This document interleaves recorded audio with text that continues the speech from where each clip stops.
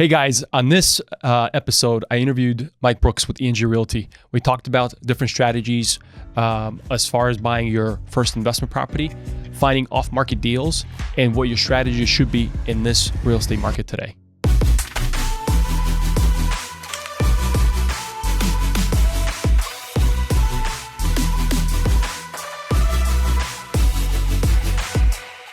Mike, welcome to the show. Thank you. Nice to have you on here. Yeah, this is awesome, man. So Beautiful studio. Thank you. So I'd like to get to know you. Tell us who you are, what you do. So, Michael Brooks, Esquire. No, I'm an associate broker with Eng Real Estate. Nice. Yeah. And how long you been doing that? So I've been in real estate now for so it's going on 6 years. And 3 of those years was in Los Angeles. I was with Coldwell Banker, and coming up on 3 here in Phoenix, Arizona. Nice. Yeah. And what inspired you to get into real estate? Why did you pick the real estate industry? I'm curious. It's a funny thing because some people, they grew up, they were determined to do that, whether it be through their family. Their family might have been investors, or one of their family members was an agent or something. I never thought that I would, and I really had no knowledge of the space. And it's kind of ridiculous how it ended up happening. So my wife Elisa, and this was in LA again, my wife Elisa was interested in it just purely as hey, there's a Groupon for it. It's $100. Let's start taking a class and learn about it. So she got into it. And at the time, I was really frustrated with what I was doing, which was I was in entertainment. I was an assistant. Not getting too deep into that. Low pay, a lot of hours. Didn't really see a future in it. So I was out there looking for something. And I thought, hey, that's something I can do. It's cool. But even when I said that, I didn't really know what I would do. I was like, yeah, I can sell houses, right? And so I started chatting with other agents and learning a little bit more about it. Like, oh, okay, this is what I do. And I walked away thinking, hey, I'll be holding open houses on Sunday. Yeah, I can do that, whatever. And have an opportunity to actually make real money. So I joined the classes as well. And then as I got more involved, of course, she dropped out and just let me have it. And started taking the classes, got licensed, and the classes were with a brokerage at the time. And their idea was to help people get licensed and then bring them into the brokerage as a model. So I was with them for a time, then went to Coldwell Banker. But yeah, for a while, even when I was an agent, I didn't have any idea what I was doing. I was basically just told, hey, this is what you should do. That's what you should do. And I went along with it. I mean, not to go on too much of a story there, but basically the model that they had for earning business in the beginning was to call phone numbers. That's it. Not necessarily getting the information of people interested in selling or even homeowners, but purely going through a list of numbers, starting with area code 323, 1111, 1111, and then 1111, 1112, and so on and so forth. Just calling people and saying, hey. So cold calling? It's cold calling, but it's to another level. It's unintentionally pranking people effectively because they're like, wait, so where do I live? What's my house? And I'm like, well, I don't know. I assume you want to buy a house or sell a house and whatever. And I mean, it sounds ridiculous. It is ridiculous, but that was their model. Some people were doing that and they were actually successful with it. I might have called a couple thousand people and I got one appointment out of it, which I consider successful considering I had no information. That's great. I mean, you call 1,000 people and you get a couple appointments. I mean, and it shows persistence right there. It's really interesting. I look back and it's just purely because I didn't know anything. I didn't even really know the sales business of selling anything. And it is really about relationships. It's about, earning your stripes, understanding the marketplace, understanding how transactions are done and being able to leverage that knowledge to actually do business. I didn't have any of that knowledge. So it was like, oh, so you do business. What are you saying I should do? Oh, I should just call phone numbers. Okay, I'm going to do it. Or door knock or whatever. Yeah. So, I mean, that's kind of like the abridged version of kind of how I got rolling. And I was excited because for better or worse, I spent years doing things in entertainment that I wasn't so into after a while. I lost my motivation. So to do anything to where I felt motivated and excited about, just that felt exciting for me. So nice. Yeah. So now I understand not only you're a real estate agent, but you're also a real estate investor. Is that right? Yep. That is correct. Also, similarly, I didn't have a grand plan about it. It's not like I originally set out to be an investor, even when I was already in real estate doing transactions. It's one of those things. This is going to sound like common sense, but for me, I really saw the opportunity in investing after I started doing it, which sounds kind of backwards. You would think, okay, well, you start with a plan. I want to start investing in homes, and here's why. But for me, it wasn't really that. Going back to Los Angeles, my wife and I were living in an apartment in West Hollywood, and the lifestyle was great. We were in a great location. There were restaurants all around us that, albeit we couldn't really afford, because again, I was an assistant making $12 an hour. But great lifestyle around us, right? And I didn't really want to give that up, and I knew we couldn't afford anything. But really, again, it was my wife. I hate to say, like, if we hadn't gotten together, I don't know where my life would be. She's influenced so much of it. But she brought up the idea of buying a house. Now, LA now is so unaffordable, and it was unaffordable then. Right. So this was 2015. And it turns out we could afford something, but definitely not in town. We could afford to do something called house hacking, which is buy a multi-unit building, live in one unit, and have your tenants in the other units offset your expense. Ideally everything, but if not, enough to where it's affordable. So I was an agent at the time, and so I'd gotten my license and started learning more about the business. And I thought, okay, well, we could live in South LA, right? We could look at Inglewood. We could go east and look in Boyle Heights, areas of the valley, but not close. So at the very least, our commute would be intense, and we'd be living in an area that was, for lack of a better term, was pre-gentrification. And she really talked me into it. I didn't really want to trade our lifestyle. I felt like if we were living in LA, that we should be doing the LA thing. We should be closer to the wealth, closer to the opportunities there. So I didn't want to give up anything, and she talked me into it. So ultimately, skipping forward a little bit, we bought a duplex in Boyle Heights, which, if you don't know, is just east of downtown, across from the river. And we lived in one unit, rented out the other. We fixed it up over time. No. So you just broke even? Oh, it was to. Our mortgage payment, our net, was less than our rent would have been. Mm-hmm. So we were saving money there. Plus, we were locking in the rate because rents were going up every year, whereas the mortgage, 30-year fixed, it won't fluctuate. Right. And they're in California. So, and then did you go FHA with 3? I imagine you went with FHA 3.5% down. It was FHA. Nice. Yeah. 3.5% down. 3.5% down. So the home was $450,000. So basically, we came out of pocket about $15,000, which we could totally afford. And then our payment. Our tenants at the time were paying, I think, $1,500 a month, and our payment was $1,500 in additional. The mortgage payment was about $3,000, just under. So that was your first experience being a landlord. Yeah. So tell me a little bit about that. What was that like? And were you concerned about being a landlord? I mean, there's lots of horror stories about being a landlord. Yeah. But tell me about that just a little bit. That's actually a great question. I don't often go back and think about, hey, where was my head at about that? So before we purchased, I was concerned, just because it was I don't know what I don't know. After we bought, we got very lucky. It was one of the first showings that we had. It was a very nice couple. Incidentally, they ended up staying with us throughout our ownership of that property. They were very low maintenance. They were very cool. We liked having them as neighbors, so it really worked out. And in the rentals I've had since then, I have been careful to choose really good tenants. And having good tenants makes all of the difference. So important. It's incredible. Yeah. I think that it's undervalued. Of course, fair housing, right? You have to be careful to follow that. The credit scores that you represent, that you're going to accept, you need to be accepting of everybody, et cetera, employment. But if you choose bad tenants, it could make your life hell. And if you have great tenants, it's better than good. So just to kind of go back to the landlord tenant laws, it would be a really good idea to actually read those and understand it as a new landlord, right? It would be. I didn't. But so I got lucky. We had my expenses with them were very, very small. They didn't bring up any issues. I got very lucky, and I didn't know what I didn't know. It was very much a learning process. I knew I needed them to offset our mortgage, but then that was it, and I kind of learned everything as it went along. Nice. Yeah. Yeah. So what happened with that duplex? What did you end up doing with that? I know you moved here, so obviously did you rent that out when you left LA?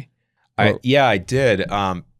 Something I want to go back to though is how I didn't set off being or having the mindset of an investor or wanting to invest. Really, the motivation in buying the place was to lock in our monthly payment because rents were going up so much. So it was more about, hey, this makes sense. Well, it's an investment, sure, but really it was just maintaining our monthly payment. Yeah, and it really just made sense. Guaranteed payment for the housing payment. Exactly. Yeah. So it just made sense there. But it was really when we left, which was again about 2.5 years ago, and that I had to rent out our unit that I saw, wow, well, now I'm really cash flowing on it. I want to replicate this and I want to start doing more and more, right? 10xing that. So yeah, when we left, I rented it out, and it was also to a very nice couple. They were not as easy as the initial tenants, who were very low maintenance. There was one situation where I had water damage with them, so I had to deal with some remediation, just regular wear and tear stuff, like a repair here and there. They were a little bit higher maintenance. And then the fact that they were in LA made it a little bit tougher as well. I couldn't go and check on the property. Did you hire a management company, or did you manage it yourself still? So I didn't hire a management company, and it was because the first tenants were so low maintenance. I already had my relationships there, and the new tenants weren't so bad. Had they been high maintenance, had I had a lot of problems there, I would have. I can see how I could have done that. And for anyone who's owning a property out of state, unless they have those relationships already with different vendors, plumbers, handymen, whatever, you've got to get management. Yeah. Yeah. Yeah. Nice. So fast forward, you moved to Phoenix, and now you work with Eng Realty, right? Eng Real Estate. Yep. And do you do property management for them, or do you just do sales? You do both. So as I mentioned, I'm an associate broker, and what I do with them is I do sales, I do leasing, and then I do our property management sales. So if you're the owner of a property and you're thinking about using management, then I would be the connection for you and basically selling you on our services. But I had the opportunity to work with any brokerage here, and I chose ENG specifically because of the holistic business model, and it just works so well.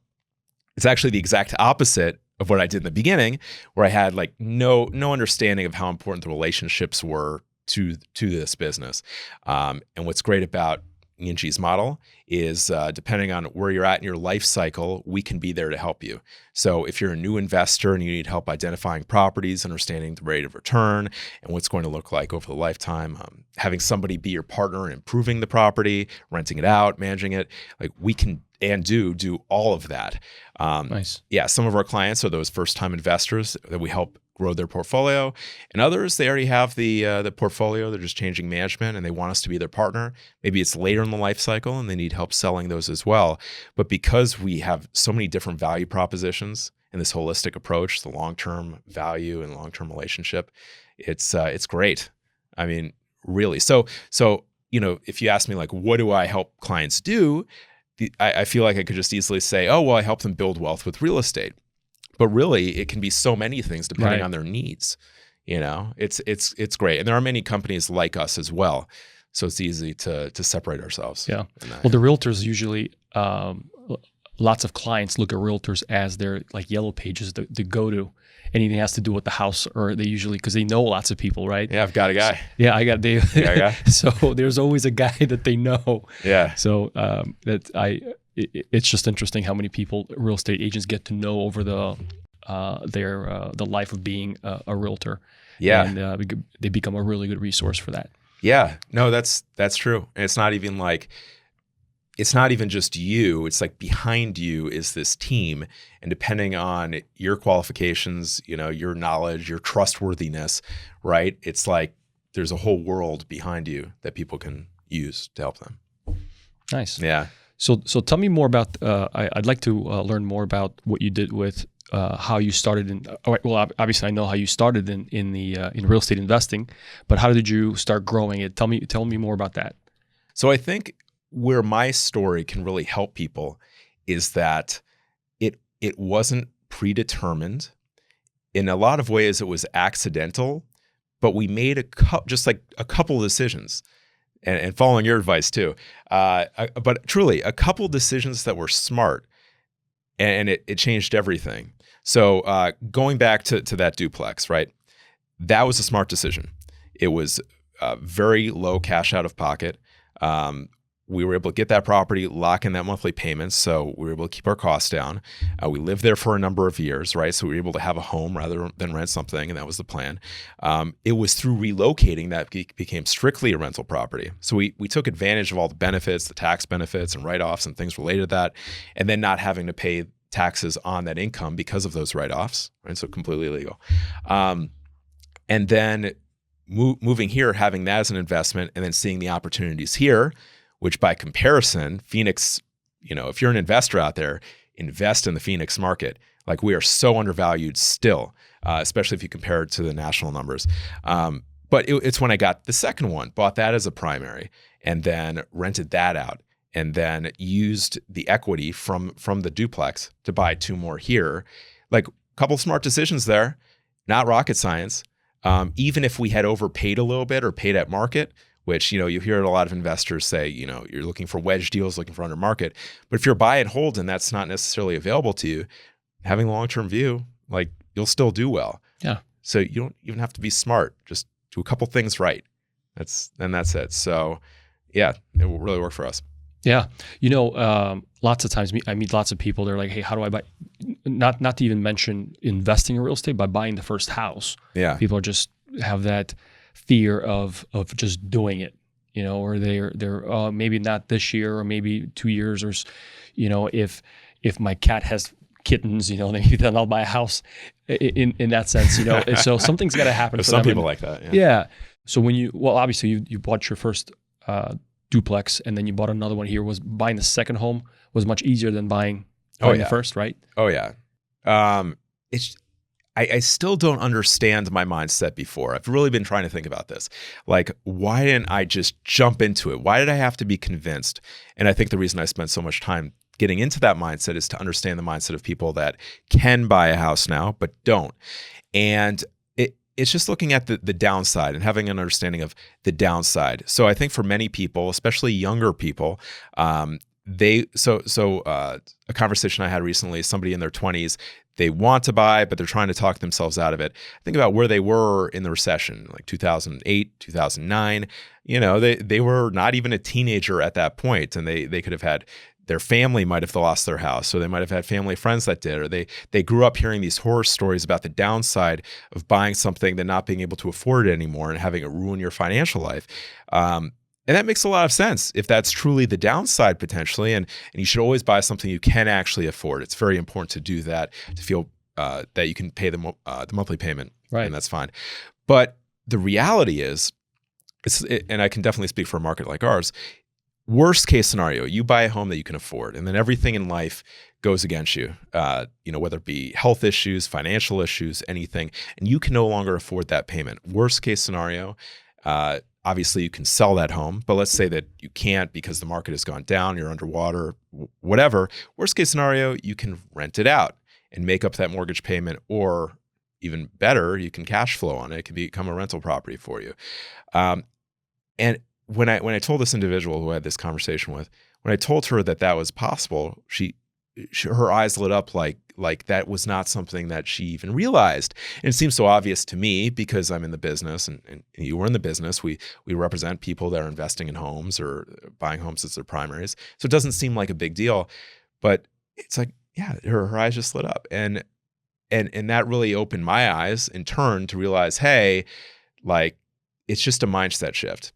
It's like, once you do it once you break that cherry, it's just so easy. It's just so easy to buy the second and the third and say, oh, it's not really that big of a deal.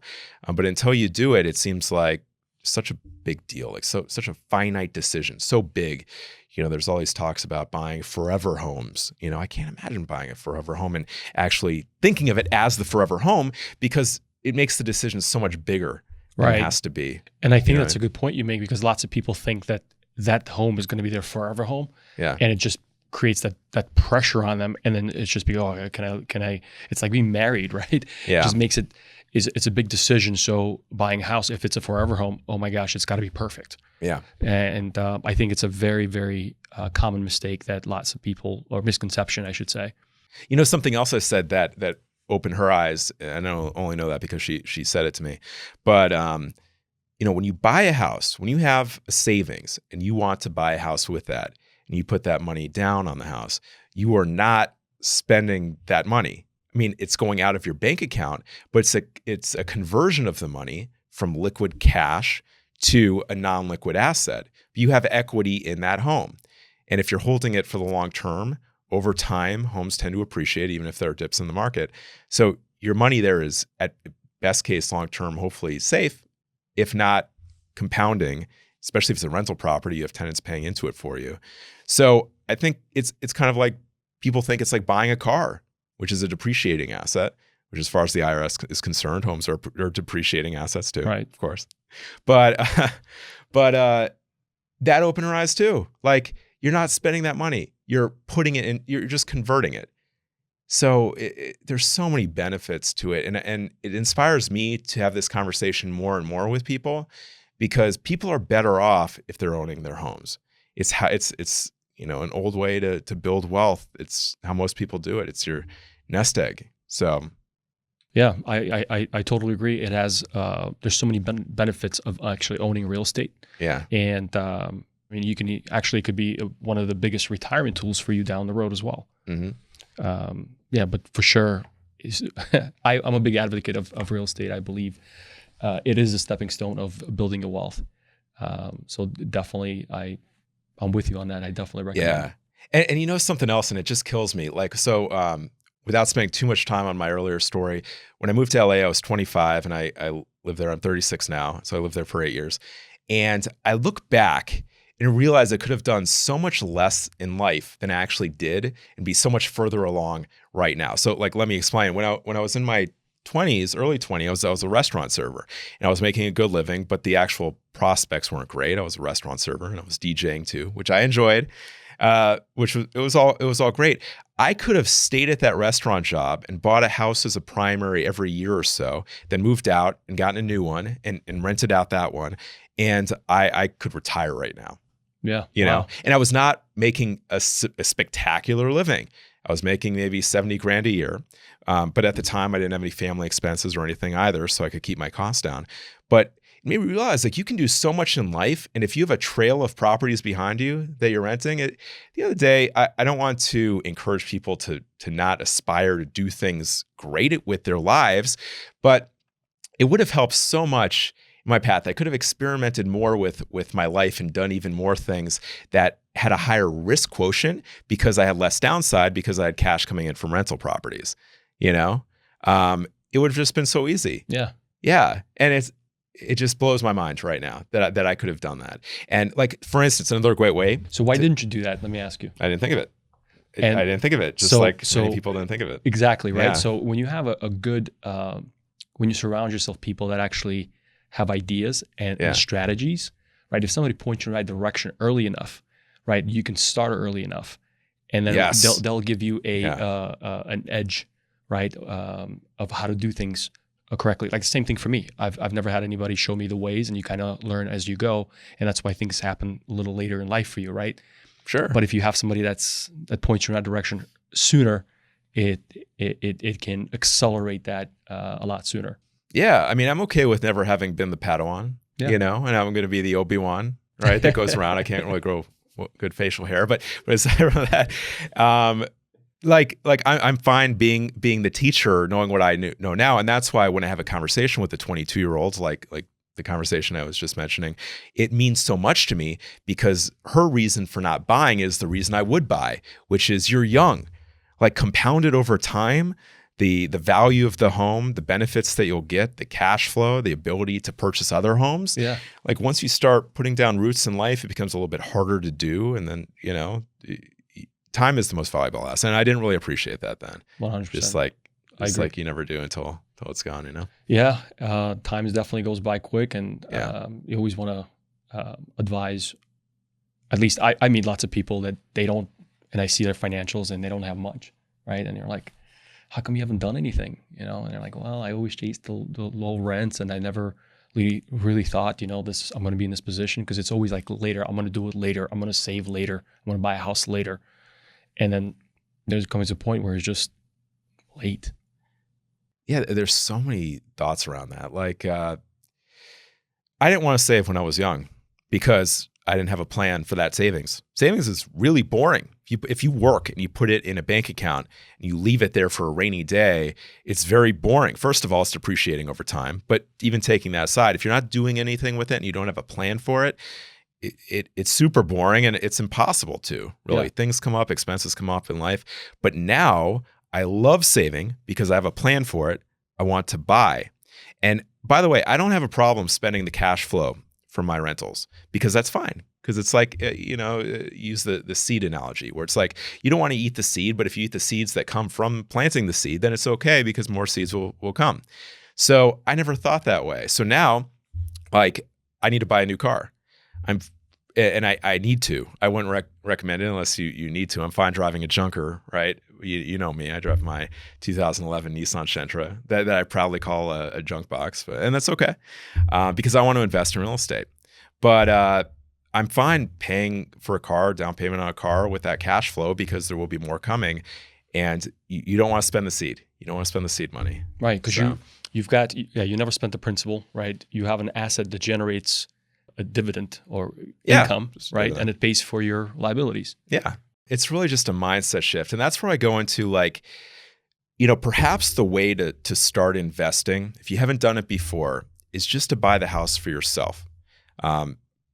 We could go on about how much financial sense it makes to buy a house for yourself, but I think there's plenty of information out there. But let's say you're renting right now, you have a good job, and you want to buy a home because it's a better place to live. That's it. Just leave it at that. It's a better place to live than living in an apartment. So you buy the house for yourself. You'll start learning more about homes. There will be repairs that are needed. You'll make relationships with vendors, AC guys, contractors, just by the nature of you living in a house. And then from there, every month you're going to get your mortgage statement and you're going to start seeing it being paid down. You're going to realize your equity position is being raised. Right. That's going to happen. Oh, wow, that's great. I wonder if I owned another one and somebody else was paying into that one, the same thing would be happening. And because you actually have the experience with it, you're going to have this it's going to emotionally resonate better because you're going to feel that and then you're going to want to do it more. So perhaps the best investors are those that already own a home for themselves.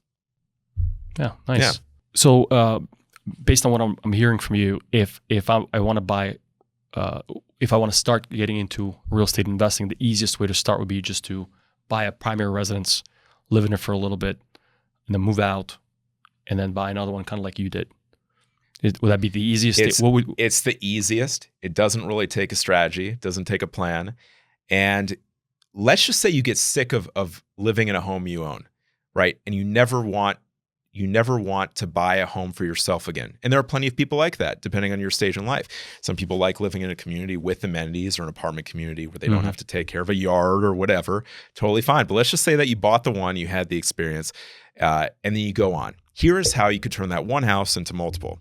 So you take the one, you live in it for a year, then you say, I'm sick of this. I don't want to own this home that I live in. It's too much work and it's cost out of pocket. I'm not seeing a return. I'm not going to do it anymore.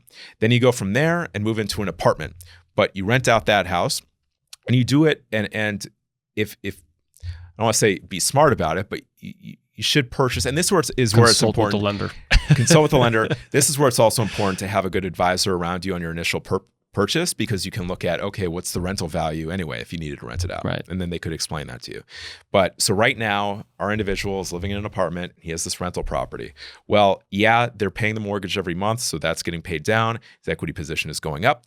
Ideally, he's cash flowing. Let's say he doesn't spend that cash flow. And let's say he just saves it, accumulates that for however long, right? That cash flow over time can be the down payment on a second house, right? Now, if he doesn't want to live in it again, he's going to have to come up with a higher down payment for that because he's buying, or should I say he or she, I'm saying he because I'm imagining myself as that. But if he or she buys the next one as an investment, he would have 20% down. And that's it. And keep that going, right? So it's like the seeds are accumulating, then you plant them again and it keeps going and going. So over the course of your life, if you buy a property every 3-4 years, you will still be accumulating properties where your wealth will be going up and they'll be cash flowing. And that's all buying the one house and never living in a house again. So that's completely possible. And if you have the desire to do that, which I think everyone should, it's very hard for me to imagine not owning real estate now. That's how you can do it without even a plan or a strategy. It's like it's infuriatingly easy, you know? Yeah. Just it's because it feels like such a big decision in the beginning that it shouldn't be that easy. I see so many wealthy people in life, and especially if you didn't come up from wealth, say, oh, well, they're making a lot of money. Maybe they're not. Maybe they just invested well, and that's it. It's too easy. Yeah. You can see I'm frustrated by that because I didn't think that way. Now I know, so I'm trying to share this information. I can definitely feel the passion. Yeah. No, it's great, man. So the real estate market's hot, right, here in Phoenix, and obviously it's tough finding properties. So I know quite a few people, quite a few clients that are out looking, but they get so frustrated and they can't find what they're looking for. What would your advice be for them? It is kind of crazy, isn't it? I mean, it's been a tight market for a long time, but never like this. And whenever I speak with people that have been involved in the business or own houses in Phoenix, but they haven't owned or operated anywhere else, they compare where we are now to where we've been. Meanwhile, I compare where we are now to my experience in LA. So like I had a conversation with my TC today, transaction coordinator Amy, and she was saying, it's feeling a lot like, the 2007, 2008. She meant that just in terms of the competitiveness to get a property. And I don't even think about that, honestly. Maybe it's because I wasn't in the business then, but I compare it to just the 3 years I was in LA selling real estate because this was the norm there. Multiple offers, cash out bidding, certain guarantees, 15, 20 offers on a house. Like that's what it was then. There. And so we have it easy. Have it easy relative to that. But probably from my experience there, what I learned is there's this whole marketplace that's happening where transactions are happening, where properties are not on quote unquote the market. They're not on Redfin, Zillow. They're not in the MLS, but properties are being sold and purchased. So off-market properties. And I think about the value I offer clients now relative to maybe in a good market. And I think it's just funneling my energy into a specific goal and just not giving up and finding off-market great potential properties for my clients and also for myself. So you might say, like, why would somebody sell a property off-market if it's really hot? If they put it on the market, they're going to get multiple offers, right? Like, why would somebody sell it off-market? It doesn't make sense. That's a question that maybe somebody not with no knowledge of that would ask. And just like buyers, every seller has their own situation. Every property is different, especially rental properties. There could be an issue with the tenants. There could be something wrong with the property that the seller doesn't want to fix, but isn't really that big of a deal to a buyer. There are a lot of reasons, but they are available. So, for myself, I've found a number of off-market properties that I've transacted a lot of different ways. I mean, an offer or a property can be anywhere. But what I will say is they are easiest to find once you know exactly what you want. And I would repeat that. Once you know exactly what you want, because then you can funnel all your energy specifically into that search. So let's say I'm looking So you're talking about like a specific area or subdivision? Exactly. So for instance, if I'm looking for a single family home in Phoenix under $400,000, but I'm open to every other option. Well, there are a lot of houses like that. It's a big area. Will I find some houses that could work for you? Probably, but will they work for you? Just refresh. Will I find houses, period? Yes. Will they work for you? Maybe, maybe not. So you want to have a good idea of what you want. But there are a lot of ways to locate sellers that would rather directly sell with a buyer. One way is if you are near the neighborhood or you like spending time in the neighborhood, just drive around because a lot of agents put up coming soon signs. And agents want those deals to be transacted as quickly as possible. There's already a buyer in play and the seller is open to selling to them directly, the agent's going to be all over it. So it's worth calling those coming soon signs to see if that's possible. So that's one way. Actually, I just purchased my primary home. That way, I just was driving the neighborhood. I saw a house that could work for us. I saw the coming soon sign. I called her and there you go. And here we are. Meanwhile, we had lost out on lots of offers on the market. So that's one way. Another way is for rent by owners. And it's very simple. Go on to Zillow and look at properties in the neighborhood you're looking for rent. But see if it's a management company or if it's an agent that's listing it. If it is, it's probably not worth your time calling because they would have had the conversation already with the owner. Like, if the agent is listing the property for rent, they would have asked, Right. are they open to selling it? I've tried calling them. They never tend to work out. But if it's directly from the owner, they may be interested. I recently converted an investment property for myself that way too, for rent by owner. And the last way is just old-fashioned letter writing, which is it takes so much time. Does that still work? So it's the law of large numbers. So again, important to know exactly what you're looking for. Because if you're writing letters just to properties, even if one responds to you and it's not, in your small box of what you're looking for, then it just could be a waste of time. So make sure you know exactly what you're looking for. It does work. For this last batch, I was writing 10 letters a day for probably a month and a half, and I got one response, and that's all you need. You just need one. So law of large numbers. There will be somebody that for whatever reason wants to sell it directly. And this house in particular was purchased. It appraised at $20,000 higher. And I know if the buyer put $10,000 of repairs into it, they could flip it immediately for $50,000 more than that. Now, of course, that is because we are in an appreciating market that's very competitive, but just generally it was a good buy and it was not on the market. It was direct. So I think about what I'm doing now, what I did in LA, and the value of a real estate agent in general. I think it's important to talk about that because people listening to this, they might be buyers. They might be agents, but if they're buyers, they say, well, can my agent do this? Should I do this? Should I just reach out to people if I'm really looking for a home? And anybody can do this stuff. You don't have to be an agent. You don't have to have your license. And in some ways, it's better not to have your license if you're looking for off-market properties. And I'll explain that. So a seller would rather sell directly to a buyer with no agents involved because they could sell at market rates without paying commission. So if you're a buyer and you know what neighborhood you want to live in and you're calling for, I guess an agent would be involved if they're calling a coming soon sign. But let's say you're calling the for rent by owners. You're writing letters, right? And you say, like, me and my family are looking to buy in this home or buy in this neighborhood. We looked at your home. It exactly fits our specifications. Are you open to selling? If they are, they're going to love that letter because from there, they can go to a real estate attorney. They can go directly to a title office, do the paperwork. Their cost is going to be much lower, and it's really a win-win.